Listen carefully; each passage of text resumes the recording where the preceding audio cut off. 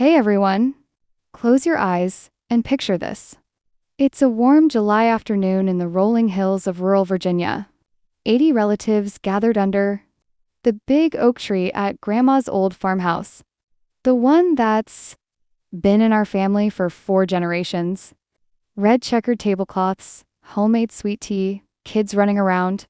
Your older sister stands up during the family toast, mic in hand, designer sunglasses on, and says, with that sugary voice everyone knows is fake, "Everyone, let's be real.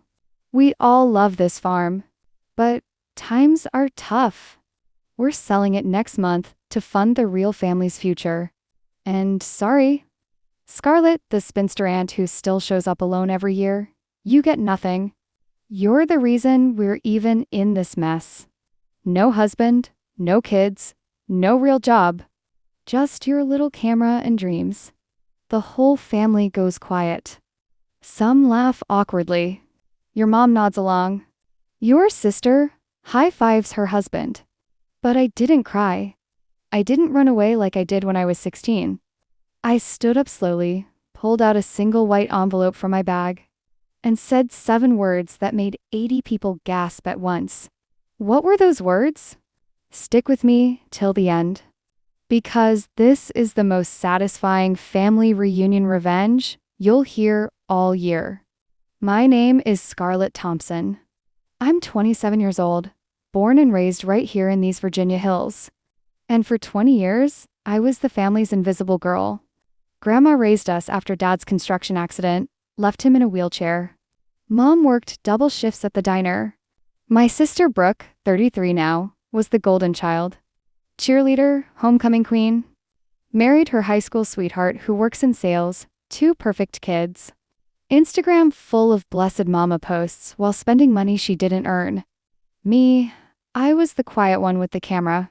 Always behind the lens, never in the photo. I dropped out of community college to help pay bills, took photos at weddings, sold prints online, worked nights at the local cafe. Everyone said, "Scarlett, when are you going to grow up and get a real man like your sister?" But nobody knew what I was building in secret. 5 years ago, Grandma's health started. Failing cancer. Moved back into the old farmhouse to take care of her full time. Brooke visited twice, once for photos. Once to ask if Grandma could lend money for her new SUV. I bathed Grandma. Cooked her favorite peach cobbler. Drove her to chemo at 4 a.m. Held her when the pain made her scream. During those long nights while she slept, I taught myself coding. I turned my photography hobby into a mobile app, FarmFrame, where photographers and farmers could sell prints and custom art directly. I worked 18-hour days. No one knew. I told the family I was just taking extra shifts at the cafe.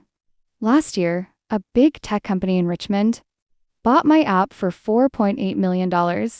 Cash, I paid off. Grandma's medical bills. The mounting farm mortgage that was about to foreclose, and quietly put the entire 42-acre property in my name. Through a trust, with Grandma's full blessing. Before she passed peacefully in my arms, I never told anyone, not even Dad. I wanted the farm to stay in the family, but only for those who actually loved it. Grandma passed last winter. Brooke posted a long Instagram caption, "Lost my rock. Forever grateful." 12K likes. She didn't help plan the funeral. The family reunion was supposed to be a celebration of life. Brooke insisted on organizing. Everything, meaning she took credit while I did all the cooking and decorating. The humiliation started right after lunch. Brooke stood on the old wooden stage we built as kids, mic in hand. Listen up, y'all. Grandma left this place to all of us. But let's be honest. Scarlett's been mooching off the family for years. No kids, no real career, always hiding behind her camera. We're selling the farm next month. Splitting the money between the real branches of the family. Scarlett, honey, you can keep your little photos as a souvenir. Mom clapped. Dad looked down. Cousins whispered. Brooke's husband smirked and said loud enough, "Yeah, time for the spinster to move on." I felt the old sting. But this time, I had the envelope in my hand. I walked up calmly, took the mic from her shaking hand, and said, "Thank you, Brooke, for that loving speech.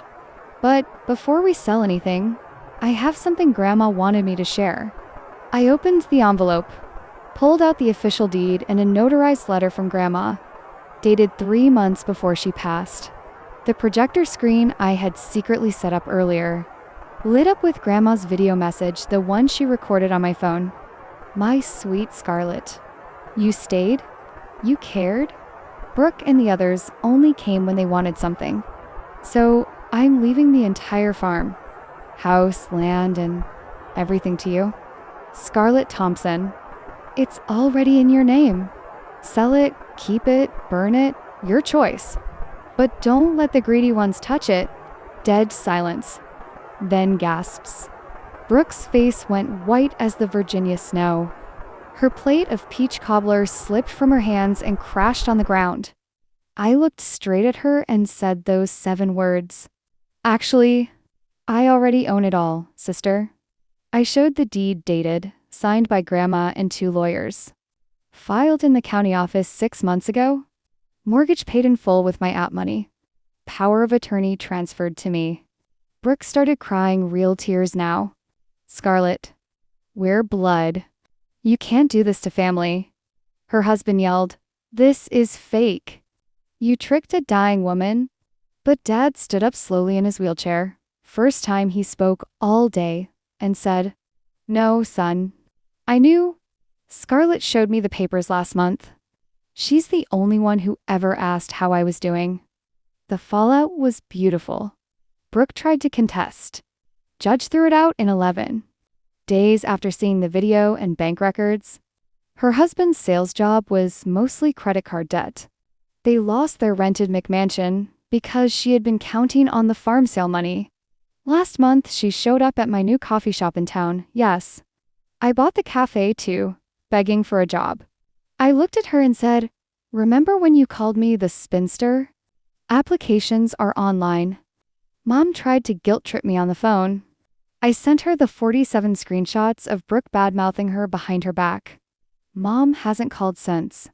Me, I kept the farm, turned the barn into a photography studio and wedding venue, started a scholarship for kids who take care of sick grandparents. I still take photos every sunrise on the same hill Grandma loved.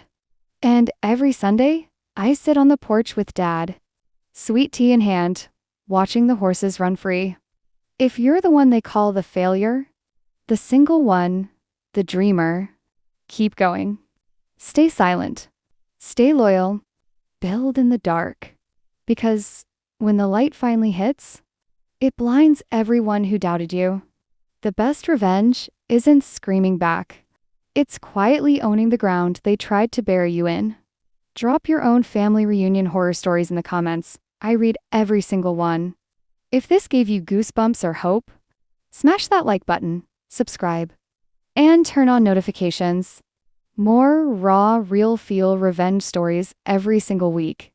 This is Scarlett, signing off from Grandma's front porch.